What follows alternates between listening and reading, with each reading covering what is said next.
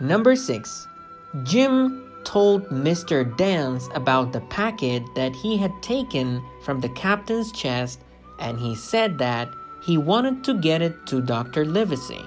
شەشەم جیم بە مستەر دانسی وت ئەو پاکەتەکەیە کە لە سندووقە دەریایەکەی کاپتنی دەرهێنا بوو. هەروەها جیم وتی دەمەوێت بیدەمە دەست دکتۆر لێڤسی.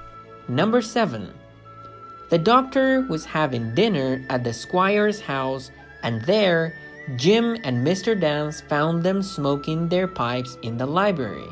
حوتەم دکتۆر لێڤسی نانی ئێوارەی دەخوارد لە ماڵی سکوایر. لەوێ جیم و مستەر دانس ئەوانیان بینی کە جگەرەیان دەکێشە لە کتێبخانەکەدا. Number 8.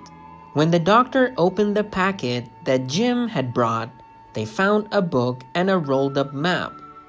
هەشتم کاتێک کە دکتۆر پاکەتەکەی کردەوە کە جیم هێنابووی لەناو پاکەتەکەدا کتێبێک و نەخشەیەکی تێدا بوو. Number 9. The map showed an island, and on the back of it, there were details about how to find Flint's treasure there. نۆیەم نەخشەکە دوورگەیەکی گەورەی نیشان دەدا هەروەها لە دواوی نەخشەکە زانیاری تەواو نووسرا بوو بۆ دۆزینەوەی گەنجینەکەی فلینت.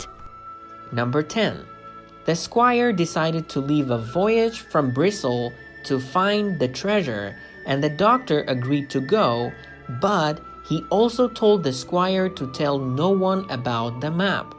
دەیەم سکوار بڕیاریدە کە سەرپەرشتی و گەشتە ئاویە بکات لە شاری بریستڵەوە بەرەو دوورگەکە بۆ دۆزینەوەی گەنجینەکە. دکتۆریش ڕازی بوو لەگەڵیان بچێت، بەڵام دکتۆر بە سکواری وت کە بابەتی نەخشەکە بە هیچ کەسێک نەڵێت.